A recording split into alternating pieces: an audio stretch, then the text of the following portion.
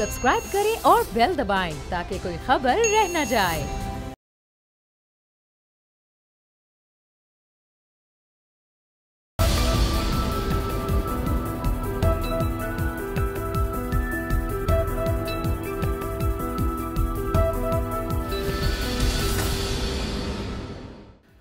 अस्सलाम वालेकुम व्यूअर्स, आप देख रहे हैं तब्दीली और मैं हूं आपके साथ अमीर अब्बास। आज ईद का दूसरा रोज़ है।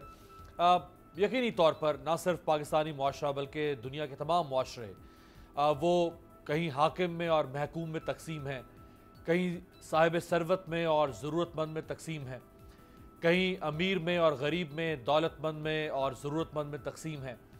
लेकिन शायद दुनिया का कोई भी महज़्ज़ब मुआशरा, दुनिया की कोई भी महज़्ज़ब तहज़ीब, दुनिया का कोई भी तरक्की याफ्ता या महज़्ज़ब मुल्क वो खुशियों के एतबार से अमीर में या गरीब में तकसीम नहीं है, वो हाकिम में या महकूम में तकसीम नहीं है, वो साहिब सरवत में और ज़रूरतमंद में तकसीम नहीं है।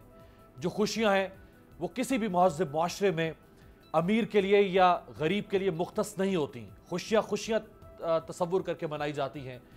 किसी भी महज़्ज़ब मुआशरे में खुशियाँ साहिब सरवत में और ज़रूरतमंद में तकसीम नहीं है। खुशियाँ समझ के मनाई जाती हैं। लेकिन बदकिस्मती से पाकिस्तानी मुआशरा वो खुशियों के एतबार से भी तकसीम है। ये हाकिम और महकूम के एतबार से तो तकसीम था ही, ये जाहिल और आलिम के लिहाज से तो तकसीम था ही, ये सियासतदानों के लिहाज से और जिन पर सियासतदान हुक्मरानी करते हैं उनके लिहाज से तो तकसीम था ही, ये दौलतमंद और ज़रूरतमंद के लिहाज से तो तकसीम था ही, ये सरमायादार और मजदूर के लिहाज से तो तकसीम था ही, ये जागीरदार और हारी के लिहाज से तो तकसीम था ही। लेकिन बदकिस्मती से पाकिस्तानी मुआशरा खुशियों के लिहाज से भी तकसीम हो चुका हुआ है। और मैं बात कर रहा हूँ ईद उल फितर की खुशी हो, ईद उल अज़हा की खुशी हो, किसी मजहबी त्यौहार की खुशी हो, किसी समाजी त्यौहार की खुशी हो, बदकिस्मती से पाकिस्तानी मुआशरा खुशियों के लिहाज से भी तकसीम हो चुका हुआ है। यानी खुशियों पर भी एक मखसूस तबके की इजारादारी हो चुकी है। ये खुशियाँ सबकी साझी होनी चाहिए थी, ये खुशियाँ बिला तफरीक सबकी होनी चाहिए थी।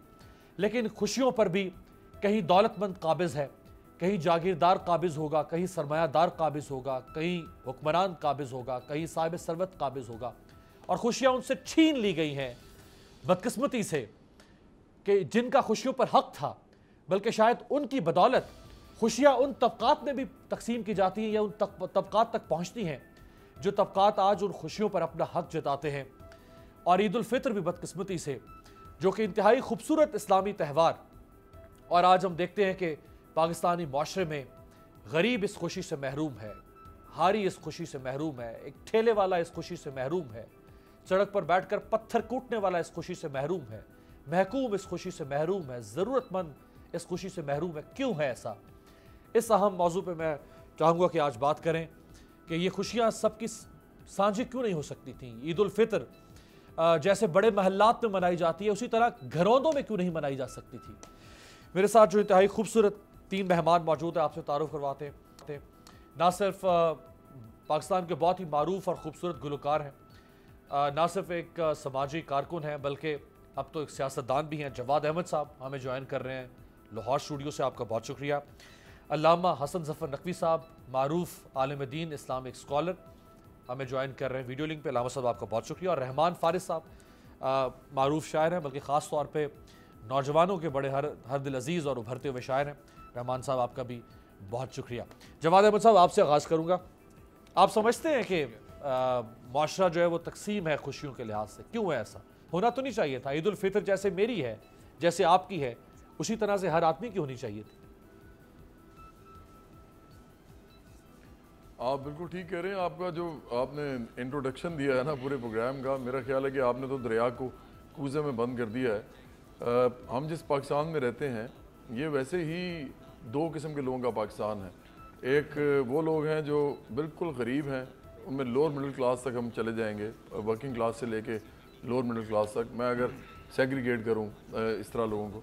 और दूसरे नंबर पे वो हैं जो कि मिडिल क्लास से लेके एलीट तक, जो कि आपका रूलिंग तबका भी है, जो कि 1% है, उधर तक जाते हैं। तो अगर बहुत ज़्यादा इसको थोड़ा सा स्टेटिस्टिकली देखूँ, हम जिस तरह देखते हैं, हमारी पार्टी जिस तरह देखती है, बराबरी पार्टी, तो हम समझते हैं कि ये तकरीबन 12-13% पूरे लोग बनते हैं इस मुल्क के अंदर जिनकी हम बात कर रहे हैं, जो कि मिडिल क्लास या जो अपने आप को मिडिल क्लास कहते हैं और लोअर मिडिल क्लास जो है वो उसमें नहीं आती। अब मुझे बताएं कि जब 85-86% लोग आपके जो हैं वो इस तरह रह रहे हों कि उनके पास मिनिमम वेज पाकिस्तान के अंदर तीनों सूबों में, अमीर बाद साहब, वो सिर्फ 15,000 रुपया थी, अभी 16,500 पंजाब में हुई है। और मुझे अच्छी तरह पता है, आपको भी पता है कि ये तो सिर्फ दिखाने की मिनिमम वेज है, इसमें भी कोई नहीं रह सकता इंसानों की तरह। कोई इंसानों की तरह 15,500 16,500 में अपनी फैमिली के साथ नहीं रह सकता। लेकिन इस शहर में, लाहौर शहर में, metropolitan city of Pakistan, one of the 3 metropolitan cities, Islamabad, Karachi, Lahore, इसमें लोग जो हैं, मैंने 5-5.5 हज़ार रुपये में पढ़े लिखे लोगों को 8वीं पास 10वीं पास उनको मैंने बहरे लगे देखा है इस शहर में, और उसके ऊपर कमीशन और टिप सिर्फ उनको मिलती है। और वो अकेले यहाँ रहते हैं और 4-4 5-5 महीने के बाद थोड़ी देर के लिए उनको छुट्टी मिलती है। ईद पे भी छुट्टी नहीं मिल रही उनको, ईद पे नहीं जाएंगे वो घर, क्योंकि ईद पे बहुत ज़्यादा रश होता है। तो लेकिन कोई उनको ओवर टाइम भी नहीं मिलता, वो पता नहीं कितना काम सारा दिन करते हैं। मैं सिर्फ ये कहता हूँ कि देखें, पाकिस्तान में सोशल सिक्योरिटी नहीं है, पाकिस्तान में कोई पेंशन नहीं है, पाकिस्तान में कोई ओल्ड एज बेनिफिट्स नहीं है, पाकिस्तान में मिनिमम वेज इतनी थोड़ी है, पाकिस्तान में ओवर टाइम नहीं मिलता।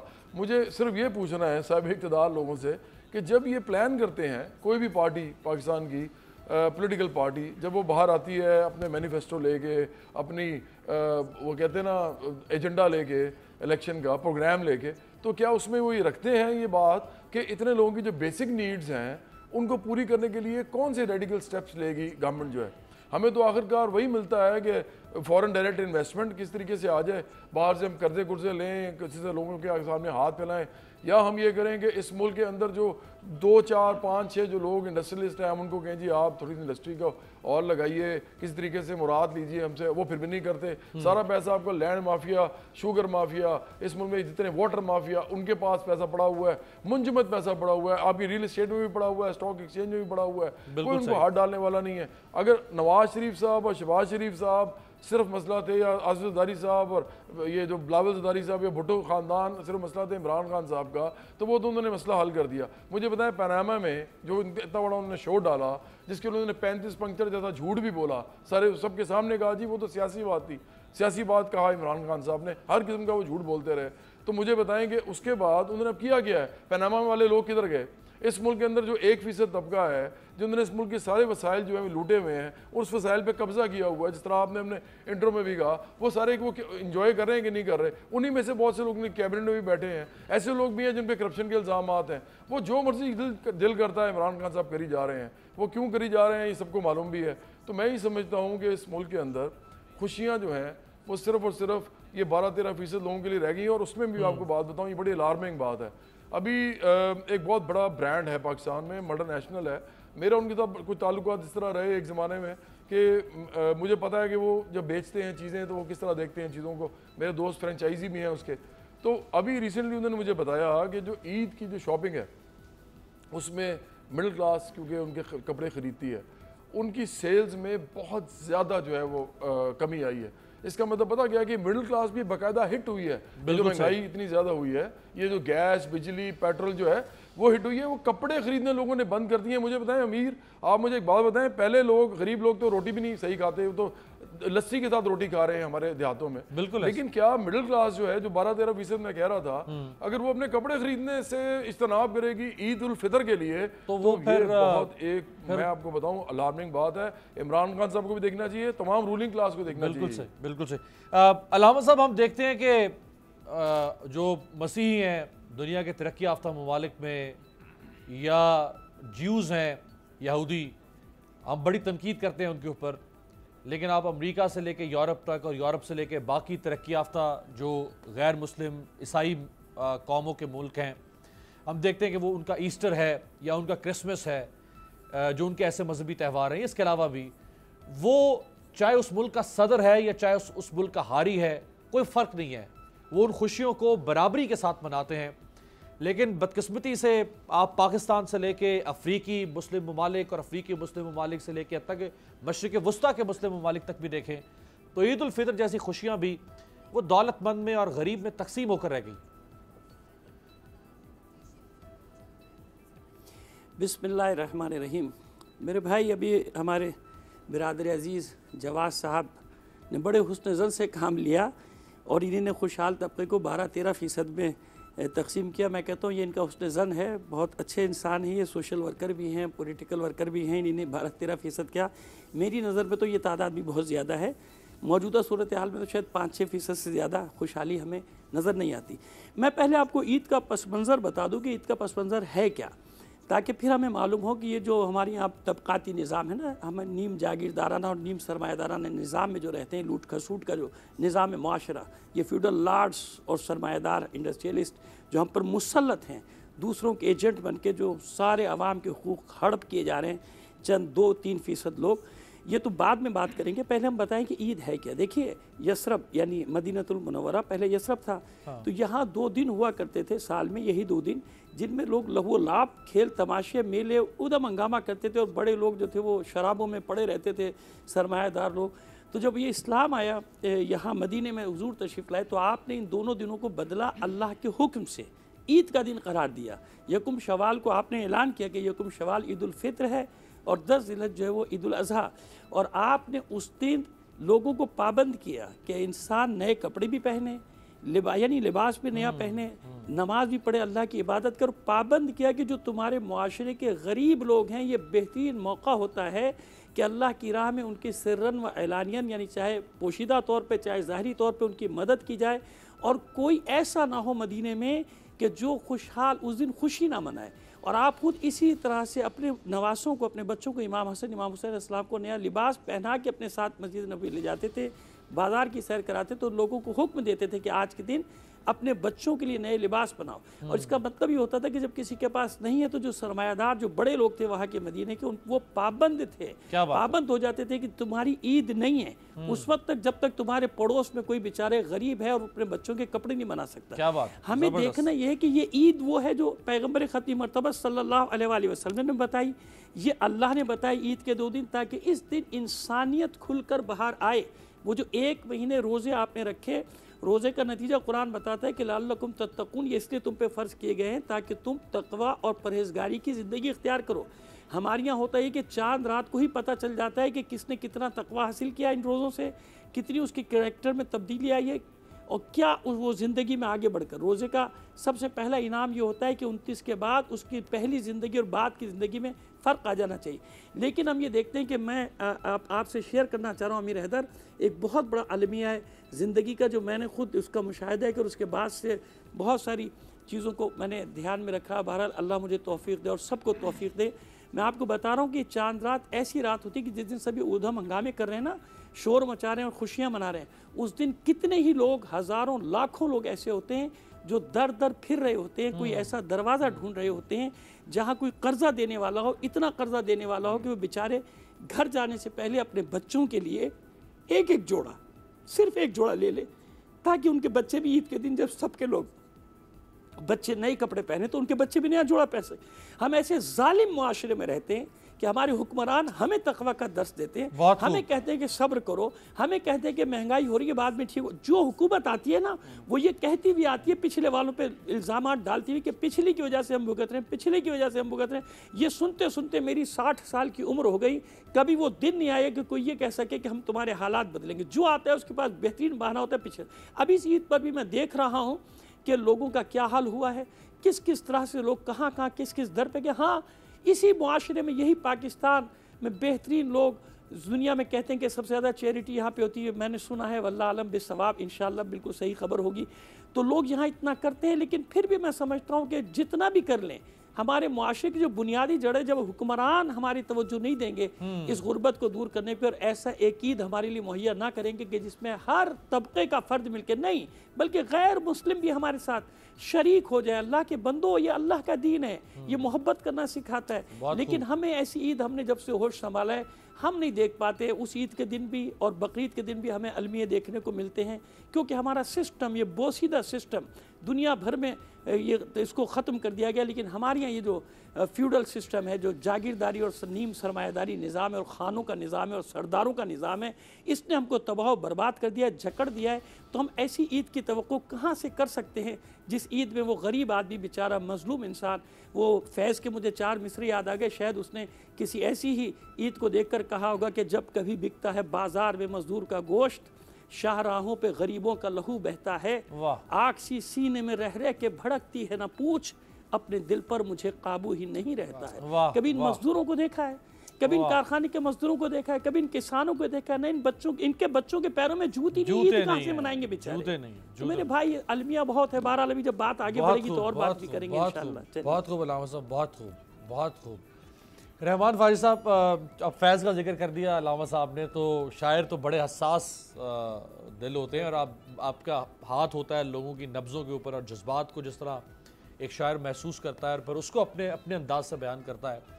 तो माशरे में जो ये तफरीक थी हर लिहाज से वो काबिल कबूल थी। हमें वो सर आंखों पे वो तकसीम कि कोई 15 से 20 करोड़ के महल में रहता है और कोई तिनकों के झोंपड़े में रहता है, हमें कबूल था।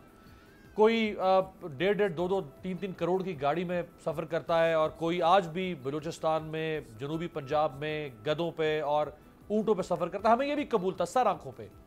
लेकिन हमें ये कबूल तो नहीं हो सकता ना माशरे में कि ईद उल फितर जो सबका त्यौहार था, हर मुसलमान का त्यौहार था, वो त्यौहार भी तकसीम हो गया। बिल्कुल, बहुत शुक्रिया आमिर भाई। आपने तो जैसे जवाद भाई ने बहुत दुरुस्त कहा कि आपने तो अपने तारुफ में ही, प्रोग्राम के तारुफ में ही कूज़े में बंद कर दिया दरिया को, इस टॉपिक को। और ये इस कदर मूविंग, इस कदर इंस्पिरेशनल टॉपिक है कि मैं जब मुझे बताया गया इस टॉपिक के हवाले से, तो आपके प्रोग्राम तक आते आते 2 शेर इस हवाले से हो गए। मैं अपने जवाब के शुरू में वो शेर आपको पेश करना चाहूँगा कि उसी से पूछो जो इस सल्तनत का वाली है। वाह। उसी से पूछो जो इस सल्तनत का वाली है कि ईद कैसे करें जिनकी जेब खाली है। वाह वाह वाह। और पुराने कपड़े पहनकर सफ़ेद पोशों ने। उसी से पूछो जो इस सल्तनत का वाली है कि ईद कैसे करें जिनकी जेब खाली है। पुराने कपड़े पहनकर सफ़ेद पोशों ने कोई खुशी नहीं की आबरू बचा ली। वाह वाह। और बहार में भी है बेरंग तेरे बाग के फूल, बहार में भी है बेरंग तेरे बाग के फूल, मगर तू चैन से फिरता है कैसा माली है। वाह वाह। तो ये जो फ़र्क है ईद, बहुत शुक्रिया, ये जो फ़र्क है अमीर और गरीब की ईद में, मेरा ख्याल है कि अमीर की ईद आजकल के पाकिस्तानी मुआशरे में रसाई की ईद है, पहुँच की ईद है, आसाइशों की और ऐश की ईद है। उसकी क़ुव्वत ख़रीद में वो सब आसाइशें, खुशियाँ और मौजूद हैं जो कि ज़र ख़रीद से, जो कि ज़र कसीर से ख़रीदी जा सकती हैं। जबकि उसके बरक्स, उसके ऑपोजिट कॉन्ट्रास्ट में हमारे यहाँ गरीब की ईद नारसाई की ईद है। उसकी पहुँच में कुछ नहीं है, उसकी जेब खाली है। वो हसरतों की ईद करता है, गमों मलाल हुज़्न की ईद करता है। वो अपने बच्चों को कपड़ों की बजाय सिर्फ हसरतें पहनाता है और उसके यहाँ उसकी बीवी शरबत की बजाय सिर्फ आंसू पीती है। तो ये इतना बड़ा डिफरेंस है कि ये ज़्यादा देर तक सस्टेन नहीं कर पाएगा। हमें कुछ ना कुछ इसका हल ढूंढना होगा और ये तो सिर्फ प्रॉब्लम है, इसका सलूशन भी हमें ढूंढना होगा। जैसा कि मौलाना साहब ने बताया कि ईद का बेसिक कॉन्सेप्ट जो इसके पीछे है वो ईद फ़ित्र, ईद खैरात की ईद है, ये फितराने की ईद है। आप न सिर्फ ये कि अपने ज़र कसीर में से, आप अगर साहिब सरवत हैं और आप कसरत से माल दौलत अल्लाह ने आपको अता कर रखा है, तो आप उसमें से कुछ कंट्रीब्यूशन, कुछ हिस्सा फितराने की मद में, ज़कात की मद में, खैरात की मद में अगर आप अपने उन रिश्तेदारों, आज़ा व अक़रबा को, अपने मोहल्लेदारों को, उन गुरबा और यतीमों और मसाकीन को बाँट दें, तो शायद आप अपनी खुशियों में से कुछ एक पोर्शन खुशियों का उन गरीबों को भी दे सकेंगे जो कि इस काबिल नहीं है इस माशरे में। लेकिन आपने बिल्कुल सही फरमाया कि ये तबक़ाती तक़सीम जो है ये ज़्यादा देर तक चलने वाली नहीं है, क्योंकि इसी तरह की तबक़ाती तक़सीम हमें फ़्रांस में और ईरान में देखने में जब आई और वो एक अपने उरूज पर पहुँची, तो बामे उरूज पर पहुँचते ही इनकलाब फ़्रांस हुआ, इनकलाब ईरान हुआ। मैं दुआ करता हूँ अल्लाह से कि हमारे मुआशरे में वैसा खूनी इनकलाब तो ना आए, लेकिन पुरअमन तरीक़े से ये तबक़ाती तक़सीम का जो एक बहुत बड़ा गैप आ गया है, बहुत खला आ गया है, इसको ब्रिज किया जा सके और हैव्स और हैव नॉट्स के दरमियान जो बहुत माइल्स अपार्ट हो गए हैं, जैसा कि अभी जवाद भाई ने कहा कि मिडिल क्लास के ब्रांड्स की क़ुव्वत ख़रीद भी कम होती चली जा रही है। आहिस्ता आहिस्ता किसी भी मुल्क की तरक्की में मिडिल और लोअर मिडिल क्लास का सबसे बड़ा कंट्रीब्यूशन होता है। अगर आप उसको आहिस्ता आहिस्ता ख़त्म करते चले जाएंगे, अफरात ज़र और इन्फ्लेशन और महंगाई की चक्की में पीसते चले जाएंगे तो एक दिन आएगा कि आपकी मिडिल क्लास बिल्कुल पॉवर्टी लाइन के नीचे ट्रैवल कर जाएगी, और वो दिन किसी भी मुल्क के लिए, किसी मुआशरे के लिए अच्छा दिन बिल्कुल कंसिडर नहीं होगा। बहुत खूब, बहुत खूब। एक ब्रेक आपकी इजाज़त से लेते हैं, मेरा कि इसी को आगे बढ़ाएं, लेकिन मुझे एक ब्रेक का कहा जा रहा है, एक ब्रेक लेते हैं, ब्रेक के बाद वापस आते हैं तो मज़ीद ज़रा इसी पहलू पे बात करते हैं कि माशरे के अंदर ये जो खुशियाँ, सिर्फ चूँकि ईद उल फितर का त्यौहार है उस पर बात हम कर रहे हैं, अब तमाम खुशियाँ देख लें, तमाम मजहबी समाजी खुशियाँ आप देख लें, लोगों की ज़ाती ज़िंदगियों में आने वाली खुशियाँ आप देख लें, आपको उन खुशियों में भी महरूमियों की और अफराद की कहीं पे आपको कसरत या बहुतात नज़र आएगी, कहीं पे आपको कमी दिखाई देगी, आपको वहाँ पे भी झलक नज़र आती है लोगों की ज़ाती ज़िंदगियों में आने वाली खुशियों में भी। तो ये तो एक मिन हैसुल कौम एक बहुत बड़ा त्यौहार है। एक ब्रेक के बाद बात करते हैं।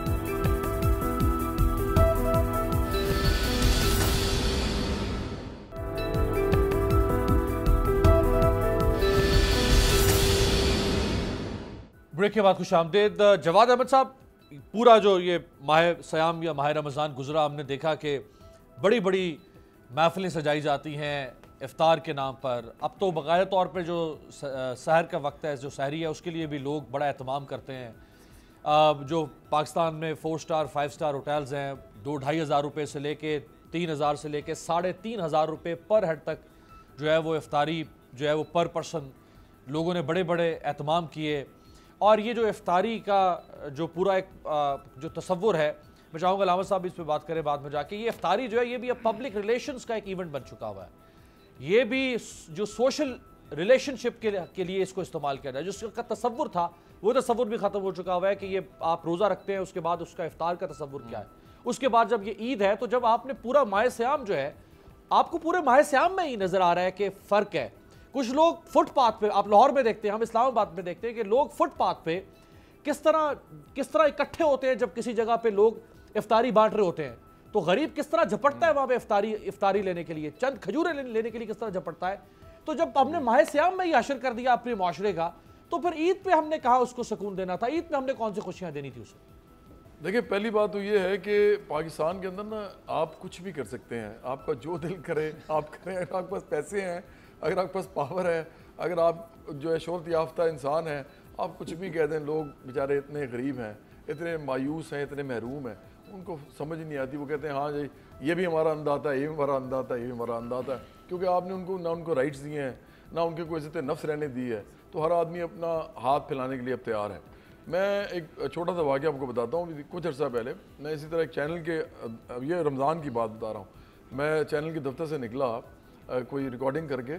मैं जैसे बाहर निकला तो एक बहुत बड़ा जम्मे गफ़ीर जो है वो टूट रहा था अफ्तारी के ऊपर, और लोग बैठे भी हुए थे लेकिन खड़े हुए लोग थे, और जो खड़े हुए लोग थे उनको जल्दी मिल रहा था क्योंकि वो जा के ले रहे थे। जो बैठे हुए थे लोग इंतज़ार कर रहे थे। उस अफ्तारी का टाइम अभी हुआ था जब मैं निकला हूँ। तो मैं एक रिक्शे वाला, उसने बाकायदा इतना उसको गुस्सा चढ़ा हुआ था, वो फंसे हुई थी, ट्रैफिक फंसी हुई थी, इस साइड पे वो सारे लोग बैठे हुए थे। उसने कहा देखो जी जवाद साहब, उसने मुझे पहचान लिया, कहता जवाद साहब देखो ये ज़्यादातर लोग मैंने पता है मेरे बरादरी देने, मतलब मेरे कबीले देने, मेरी तबके तो ने, इन्होंने तो रोज़ा भी नहीं रखा था। एक्चुअली मैं आपको सच बताऊँ, मज़दूर किसान पाकिस्तान के अंदर बहुत सारे ऐसे लोग हैं जो रोज़ा इसलिए भी नहीं रखते, उनका काम बड़ा हार्ड होता है।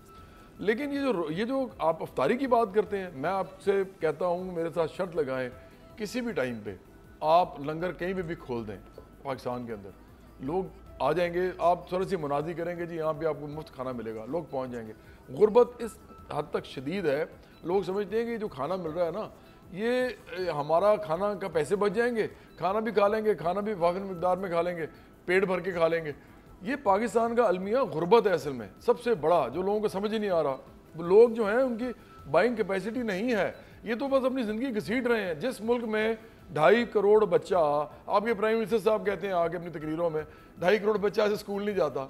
मुझे बताएं 2.5 करोड़ बच्चा वो कह रहे हैं, और भाई ये बताएं करना क्या उसका। आप छोड़ें कि वो तो पहले भी नहीं जाता था, आपके दौर में भी नहीं जाता, उसका करना क्या है। उसके लिए रेडिकल रिफॉर्म्स चाहिए। अब मैं आऊँगा वहाँ पर जो अल्लामा साहब ने बात की, मैं बड़ा हैरान हूँ, मैं बड़ा खुश भी हूँ, क्योंकि जब उलमा इकराम अगर ऐसी बात करते हैं ना, तो इसका मतलब है कि उनके अंदर एक एकेडमिक जो है, वो एक नॉलेज जो है, इंफॉर्मेशन जो है वो भी मौजूद है। उन्होंने लोगों से बात करनी होती है।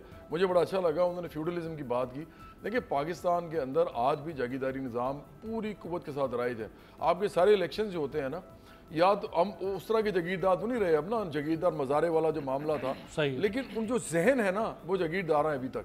आप देखें इस मुल्क के अंदर जहाँ भी इलेक्शन होता है वो रोब के ऊपर, पैसे पे, किसी न किसी तरीके से लोगों के छोटे छोटे काम करा के, थाने कचहरी के, फिर ये भी कि लोगों को कोई और किस्म के लालच दे के कि मैं ये कर दूंगा वो कर दूंगा, इसके ऊपर इलेक्शन होता है या बरादरी आखिरकार आ जाती है। ये सारा का सारा ये जो फ्यूडल सिस्टम का अभी तक बाकी आता है उसके ऊपर चल रहा है। उसके अलावा जो खेत मजदूर है आपका, पहले मज़ारे होता था, अब वो खेत मजदूर है। खेत मजदूर चाहे वो जहांगीर तरीन साहब के फार्म्स में काम करता हो, चाहे वो आसिफ ज़ारी साहब के पेट्रोल पंप्स में काम करता हो, सॉरी मैं उसकी मजदूर की मैं बात कर रहा हूँ साथ, या वो किसी और बड़े बड़े जागीरदार जो आपके साथ बैठे हुए हैं आपकी पार्लियामेंट में, उनके पास काम करता हो, वो सारे बेचारे इस वक्त बड़ी मुश्किल से 6,000 8,000 रुपया भी नहीं कमाते।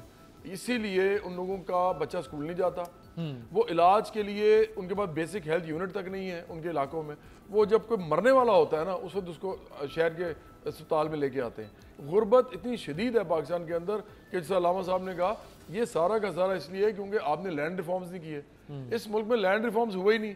अब आप इंडिया में देखें, जैसे इंडिया आजाद हुआ उन्होंने लैंड रिफॉर्म्स कर दिए, बांग्लादेश से कुछ अरसे के बाद उन्होंने भी कर दिए, आपने तो लैंड रिफॉर्म्स ही नहीं किए। तो 51 में 1951 में बताता हूँ आपको, 51 में मसूद खदरपोश की किताब के मुताबिक जो उन्होंने नोट ऑफ डिसेंट लिखी थी, 51 में सिंध की असेंबली में 90% जागीरदार थे। फिर 53 में पंजाब की असेंबली में 80% जागीरदार थे। ये वो है जो डॉक्यूमेंटेड उन्होंने लिखा है। मुझे एक बात बताएं, जब उसके बाद 54 में आर्मी की इंटरवेंशन शुरू होती है, फिर 56 में करारदाद मकासद जो कुछ भी किया गया इस मुल्क के साथ, मुझे बताएं कि उसकी क्या वजह पैदा नहीं हो गई थी, उसकी क्या स्पेस नहीं पैदा हुई थी। इस मुल्क के अंदर शुरू से जागीरदारों ने हुकूमत की है, बिल्कुल आज भी उसी माइंडसेट के साथ, चाहे सरमायादार हो, चाहे माफियाज हो, चाहे जागीरदार हो, चाहे सियासी पीर हो, ये सब उसी तरह हुकूमत कर रहे हैं हम पे। मिडिल क्लास और वर्किंग क्लास की कोई नुमाइंदगी नहीं है पार्लियामेंट में। अच्छा, ये तबके की मामला सिर्फ ये मामला जवाब पे इधर रिप्रेजेंट ही नहीं होता। ये मामला सिर्फ अब हम तो चूंकि पाकिस्तान की बात कर रहे हैं ना, अब जरा थोड़ा सा मैं पाकिस्तान से जरा ब्रॉडर स्पेक्ट्रम में जाके बात करता हूँ। अलामा साहब, ये सऊदी अरब का एक नशरियाती इदारा अरब न्यूज़ की 2 साल पहले की एक रिपोर्ट, ये अरब न्यूज़ की रिपोर्ट मैं आपको बता रहा हूँ, वो ये कहती है कि मक्का में, मक्कातुल मुकर्रमा में ज़ाया होने वाले खाने से, जो खाना लोग खाते हैं वहाँ पे अफरात में, फिर वो खाना बच जाता है, जो खाना ज़ाया होता है मक्कातुल मुकर्रमा, किसी और मुस्लिम मुल्क के या इस्लामी मुल्क के शहर की बात नहीं, मक्कातुल मुकर्रमा में ज़ाया होने वाले खाने से दुनिया भर में खुराक की किल्लत के शिकार 48 लाख बच्चों को खाना फराहम किया जा सकता है। यानी इतनी क्वांटिटी में खाना ज़ाया होता है, वाफिर मिकदार में। तो अल्लामा साहब, ये हम पाकिस्तान, ये तो उम्मत मुसलमान जो हम सारा दिन करते हैं, उम्मत मुसलमान, ये तो पूरी उम्मत मुसलमान माशाल्लाह यही हालत है। देखें भैया अमीर हैदर, मैं वहाँ पर तो कोई कमेंट्स नहीं कर सकता, क्योंकि वो खौफ ये होता है कि अनीस ठेस ना लग जाए आप गीनों को। मैं बस यहीं तक ही रहना चाहता हूँ। ये जो आपने मिसाल दी, बहरहाल आपने अरब न्यूज़ का हवाला दिया है, बिल्कुल सही होगी मिसाल, जब उन्होंने खुद ये मिसाल दे दी है तो ये खुद सोचना चाहिए ना हमारे लोगों को। देखिए, मैं आपसे एक वाक़या शेयर करना चाहता हूँ अमीर हैदर, अपनी ज़िंदगी का ज़ाती। ये एक तो मुझे ये खुशी हो रही है कि यहाँ ये तीनों मेहमान जो आपने मुझ समेत बिठाए हैं, मुझे फ़िक्री तौर पे ये कुछ सुरखे से लग रहे हैं, और ये बड़ी अच्छी अलामत है। और जब तक ये सुरखापन मौजूद रहे फ़िक्र में, इंशाअल्लाह ज़मीन बांझ नहीं हुई। हमें मायूस नहीं होना चाहिए। खुदा ने चाहा पाकिस्तान में, जैसे हमारे रहमान फारिक साहब ने बताया, एक पूरा इनकलाब आने को तैयार है। बस ये फ़िक्रों को एक जगह जमा होने की ज़रूरत है। मैं आपको एक वाक़या शेयर करना चाहता हूँ कि 20-22 साल पहले का वाक़या, और मैंने 1-2 जगह और भी शेयर किया पहले, कि मेरे बच्चे छोटे छोटे से थे, और जैसा कि हमारे यहाँ का दस्तूर है, मैं कोई इतनी बड़ी फैमिली से ताल्लुक़ भी नहीं रखता, लोअर मिडिल या मिडिल समझ लें, उससे मेरे वालिद और मेरा ताल्लुक़ है। तो मेरे वालिद का तो खैर इंतकाल हो गया, तो वो मैं बच्चों को लेके मैं भी चांद रात निकलता था कि छोटी छोटी चीज़ें मैं ले लूँ। मैं बता रहा हूँ कि पस मंज़र क्या है मेरी गुफ्तगू का। तो मैं एक रात ऐसी अपने भतीजों को, अपने बच्चों को, जब छोटे छोटे थे 20-22 साल पहले, चांद रात को लेकर निकला हूँ और छोटी छोटी चीज़ें ख़रीद रहा था। तो उस वक्त वही सुबह होने वाली थी, 3-3:30 बजे होंगे। तो मैंने एक शख्स को देखा, मलेशिया का शलवार कमीज़ पहने हुए था और उसके ये लग रहा था लिबास से कि कहीं चौकीदार वगैरह है। उसका ये एक पट्टा जो था वो भी टूटा हुआ था, क्योंकि इसका एक बटन नहीं था, एक का बटन लगा हुआ था। मुझे पूरा हुलिया आज तक उसका याद है। और 3-4 छोटे छोटे बच्चे और 5-6 पुराने फटे हुए जूते चप्पल। उस वक्त मोची दुकान बंद कर रहा था अपनी, तो वो आया है और उसने मोची से कहा कि मेरे बच्चों के ये जूते ठीक कर दो। तो मोची ने कहा बस अब मेरा काम ख़त्म हो गया, मैं जा रहा हूँ। तो उसने बड़ी हसरत से कहा कि मुझ पर मेहरबानी करो, मेरे पास नए जूते खरीदने के पैसे नहीं, तुम इन जूतों की मरम्मत कर दोगे, पॉलिश कर दोगे, मेरे बच्चे भी सुबह पहन लेंगे। क्योंकि वो मोची भी गरीब था ना, उसने दोबारा अपनी दुकान खोली और बना दी। अमीर रहता मेरा अल्लाह गवाह है कि वो दिन है आज का दिन। मैं को घर से नहीं निकलता, अपने बच्चों को भी नहीं निकलने देता। मेरे बच्चे अब शादीशुदा हो गए, उनको मैं ये वाक़या शेयर करता रहता हूँ कि बेटा अगर किसी की कोई मदद कर सकते हो तो करो, जो तुम्हारे इख्तियार में। वो सब यहाँ बताने की बातें नहीं, लेकिन ना जाया करो। क्योंकि जिस वक्त तुम बाज़ारों में शॉपिंग कर रहे हो, मैं सबको पैगाम दे रहा हूँ, जिस वक्त तुम उदम हंगामे कर रहे होते हो और ऐशो नोश में मशरूफ़ होते हो और चलो चलो शॉपिंग कर रहे होते हो। अब उन लोगों को मैं नहीं कह रहा, ऐशो नोश वाला तबका अलग है, आम आदमी की बात करें जो शॉपिंग करे, तो कम अज़ कम ज़रूर सोचा करो कि कितने लोग होंगे जो इस वक्त फिर रहे होंगे गली गली मारे मारे, उनके पास नहीं होगा। 2 साल पहले एक साहब ने मुझे इफ्तार की दावत दी और वो 5 स्टार होटल में, उन्हें कहा कि इफ्तार है कराची में। तो मैंने कहा उसमें पर हेड कितना खर्चा आएगा। तो मैं बिल्कुल अपनी यानी ज़ाती बात बताऊँ, उनका कि टोटल मिला के एक आदमी के ऊपर तकरीबन 5,500 का खर्चा। और मैंने उनसे पूछा कि आप कितने आदमियों को बुला रहे हैं, तो उन्होंने बताया कि 500 आदमी मैंने अफ्तार के लिए बुलाए। तो अभी जो मेरे भाई ने बात की ना अफ्तार पे आप बात के जवाब भाई, तो जब मैंने उनसे ये कहा कि मेरे भाई आप इन 500 पेट भरों को, क्योंकि 5 स्टार होटल में पेट भर ही आएंगे ना, भूखा पेट कोई नहीं आएगा जिनको आप बुला रहे हो। इन पेट भरों को बुलाने के बजाय वो 5,500 अगर एक एक फैमिली को दोगे तो 500 ख़ानदानों की ईद बनेगी। और उस वक्त वो शर्मिंदा हुए, मैं तो नहीं गया, लेकिन उसके बावजूद उन्होंने अपना प्रोग्राम किया। और जब गरीबों की मदद करने की बारी आई तो उन्होंने जेब से 10,000 रुपये निकाल के बहुत तीर बड़ा मार दिया और उन्होंने कहा कि ये मैंने ईद पे गरीबों की मदद करी। तो ये हमारे माशरे का हाल है। अपनी शो के लिए, अपने आप को बड़ा बनाने के लिए कितनी बड़ी बड़ी सियासतदान और सरमायादार और जागीरदार सब अफ्तार पार्टियां कर रहे हैं, आपकी खबरें दे रही हैं, सब चैनल्स खबरें दे रहे हैं। ये इतने पैसे में जितनी एक अफ्तार कर रहे हैं ना, 1,000 आदमियों के, 1,000 फैमिलीज की ईद बनवा सकते हैं ये, लेकिन ये वहाँ खर्च नहीं करेंगे क्योंकि उससे उनको सियासी पब्लिसिटी नहीं मिलेगी ना। मसला ये है मेरे भाई। तो हम हर चीज़ को होता ये कि जैसे मेरे भाई ने बात की कि सब उलमा ही की जिम्मेदारी नहीं होती, हर तबके में अच्छे बुरे हर किस्म के लोग होते हैं। अगर इंसानियत को एक हम सामने रख लें ना, परवरदिगार आलम ने पहले आदम और हव्वा की औलाद बनाया है, बाद में तकसीमात हुई हैं। अगर हम इंसान की ऐसे सोचने और अल्लाह का दीन भी यही है, पैगम्बर ख़त्मी मरतबा सल्लल्लाहु अलैहि वसल्लम और आले रसूल की तालीमात भी यही है। मैं आपको और एक तारीख़ी बात बताऊँ, रात की तारीकी में मौला कायनात अमीरुल मोमिनीन अलैहिस्सलाम और दूसरे इमाम, तीसरे इमाम, चौथे इमाम, इमाम ज़ैनुल आबिदीन अलैहिस्सलाम रात की तारीकी में नकाब डाल के मदीने के बाहर जो गैर मुस्लिमों की आबादियाँ थीं वहाँ कंधे पे अनाज लाद लाद के देकर आते थे। क्यों नकाब क्यों पहनते थे? कि दिन की रोशनी में ये हमें पहचान ना सके कि इसने हमारी मदद की है। तो जो इस्लाम और उसके जानी जिनके घर पे ये इस्लाम नाजिल हो, जब वो ऐसे मदद कर रहे हैं गैर मुस्लिमों की, तो खुदा की बंदो तुम अपने मुसलमान भाइयों की तो मदद कर लो जिनके पैरों में जूतियां नहीं है।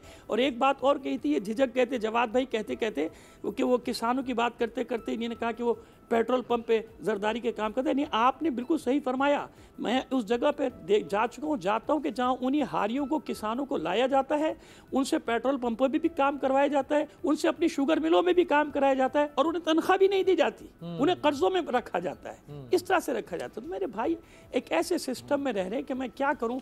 माजरत के साथ यहाँ अहले इल्म हमारे उलमा भी इस बात की तरफ अगर मुतवज्जो हो जाए, बहरहाल उनके मदारिस और उनका सिलसिला इतना बड़ा होता है कि फ़ितरा भी सारा का सारा वहीं चला जाता है मदरसों में और वहाँ ख़त्म हो जाता है। खुदा के बंदो, ये फ़ितरा नहीं अगर तुम निकाल दो, ईमानदारी से गरीबों तक पहुँचा दो, ना मालूम कितने लोगों के घरों में चूल्हा जल जाएगा। काश के लोगों की समझ में आ जाए कि ईद कैसे मनानी चाहिए। क्या बात। रहमान फारिस साहब, ये मुस्लिम अफ्रीकी मुल्क है मोरितानिया। मैं ज़रा दिखाना चाहूँगा कि इसमें 2 बरस कबल यहाँ पे मुफ्त राशन तकसीम हो रहा है। और जिस तरह राशन तकसीम होता है पाकिस्तान में भी रमज़ानुल मुबारक में जो साहिब सरबत लोग हैं वो तकसीम करते हैं, कच्ची आबादियों में जाके कुछ अच्छी नीयत से करते हैं, कुछ दिखावे के लिए करते होंगे। तो ये राशन तकसीम हो रहा है और यहाँ पे भगदड़ मचती है।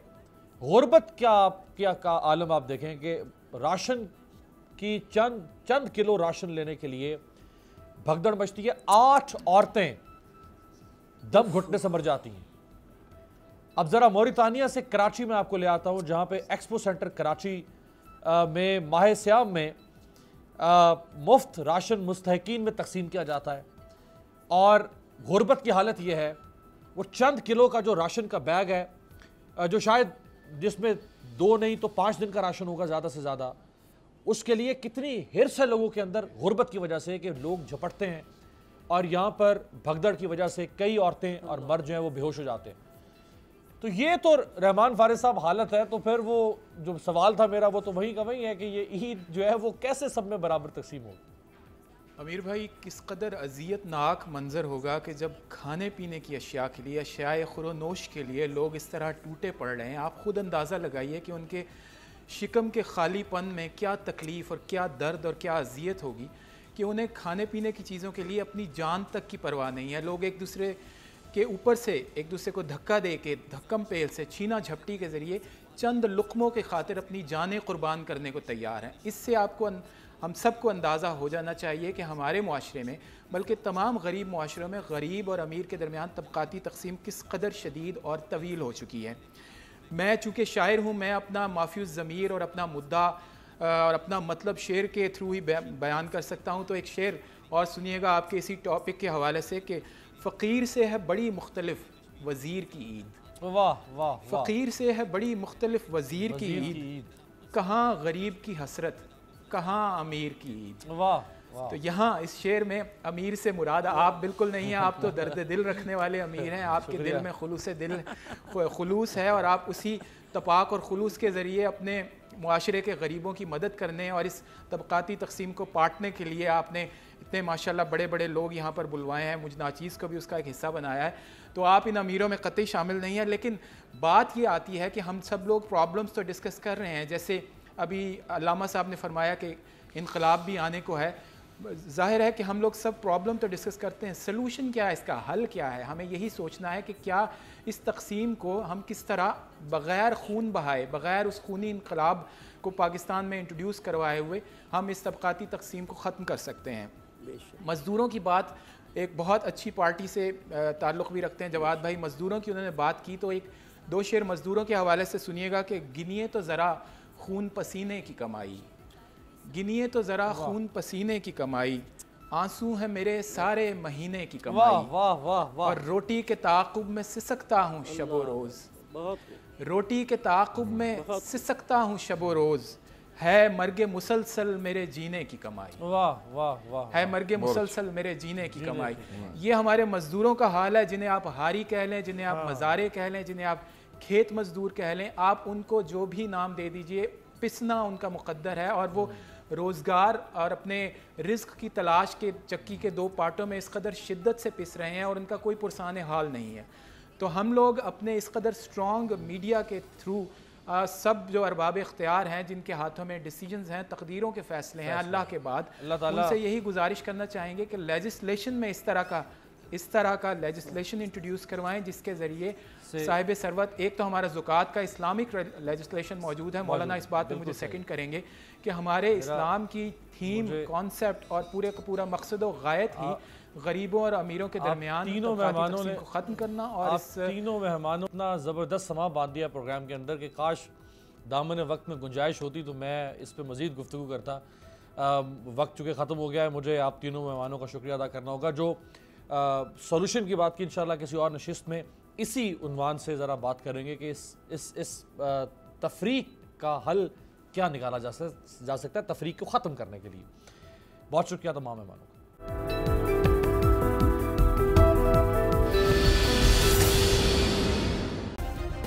सब्सक्राइब करें और बेल दबाएं ताकि कोई खबर रह न जाए।